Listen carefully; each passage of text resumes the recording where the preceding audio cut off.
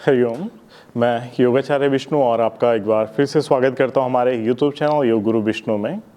और आज का हमारा विषय है नाड़ी, कि नाड़ी होता क्या है और कितने प्रकार की नाड़ियां होती हैं और कैसे वे हमारे शरीर में कार्य करती है। जब भी हम नाड़ियों की बात करते हैं, नाड़ी शब्द यूज़ करते हैं, तो बहुतों के मन में आता है कि नाड़ी का अर्थ नसों से है, लेकिन ऐसा नहीं है। नाड़ियाँ नस नहीं है। नाड़ियाँ एक जो एनर्जी चैनल्स हैं हमारे शरीर में, जितने भी एनर्जी चैनल्स हैं उनको नाड़ियाँ बोलते हैं, जो कि जिनका भौतिक स्वरूप नहीं है।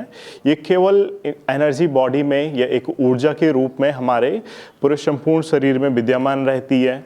या हमारे शरीर में जितने भी क्रियाविधियाँ होती है, जितने भी जो भी एनर्जीज़ हैं, या फिर जितने भी चाहे वो रक्त का संचार है, चाहे हमारे इंटरनल ऑर्गन्स का जो भी कार्य हो रहा है, उन सब में फिर नाड़ियों का बहुत ही मुख्य रोल होता है। और हमारे शरीर में 72,000 नाड़ियां हैं, जिनमें कि 10 नाड़ियां मुख्य हैं और उन्हीं में फिर 3 प्रमुख नाड़ियां हैं, जिन्हें हम ईड़ा, पिंगला और सुषुम्ना के नाम से भी जानते हैं। और सबसे पहले जानते हैं ईड़ा नाड़ी है क्या। ईड़ा हमारे लेफ्ट साइड रहती है, जिसको हम चंद्र नाड़ी भी कहते हैं। और इसका जो प्रकृति होती है, इसकी प्रकृति होती है शीतलता। जो चंद्र जो नाड़ी है, इसकी प्रकृति शीतलता होती है और इसका उद्गम हमारे मूलाधार के लेफ्ट साइड से शुरू होता है, प्रारंभ होता है।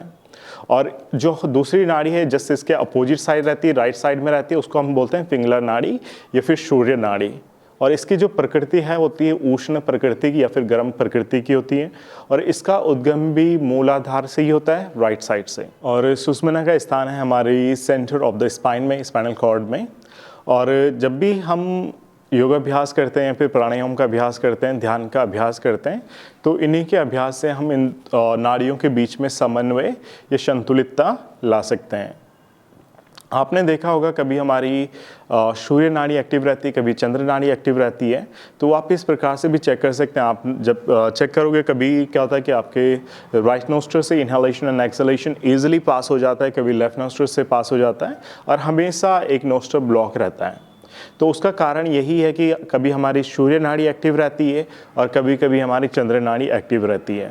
और लेकिन जब आपकी दोनों नोस्टर खुली हुई हैं, जब आपके दोनों नोस्टर से श्वास का प्रवाह अच्छे से हो पा रहा है, दोनों नोस्टर खुले हैं, उनमें किसी भी प्रकार के ब्लॉकेज नहीं है, तो इसका अर्थ है कि जो ब्रीथ का जो प्रवाह है वो फिर सुषुम्ना नाड़ी में पहुंच चुका है। और यहीं से फिर हमारी अध्यात्म यात्रा भी शुरू होती है। और इन्हीं नाड़ियों से हमारा जो शरीर का तापमान है वो भी नियंत्रित होता है। जैसे आपने देखा होगा कि जैसे जब गर्मियों का सीज़न रहता है या फिर जब समर सीज़न रहता है, उसमें हम चंद्रभेदी प्राणायाम का अभ्यास करते हैं, क्योंकि गर्मियों में हमारे शरीर का तापमान बहुत अधिक हो जाता है, जिसके लिए हमें फिर चंद्रभेदी प्राणायाम या फिर चंद्र नाड़ी से भी जो ब्रीदिंग करते हैं उसका अभ्यास करना होता है, जिससे हमारे शरीर में थोड़ी शीतलता बनी रहती है। और जैसे उसके अपोजिट विंटर सीजन में हम अभ्यास करते हैं सूर्यभेदी प्राणायाम का, यानी कि जो राइट नोस्ट्रल ब्रीदिंग होती है उसका अभ्यास करते हैं।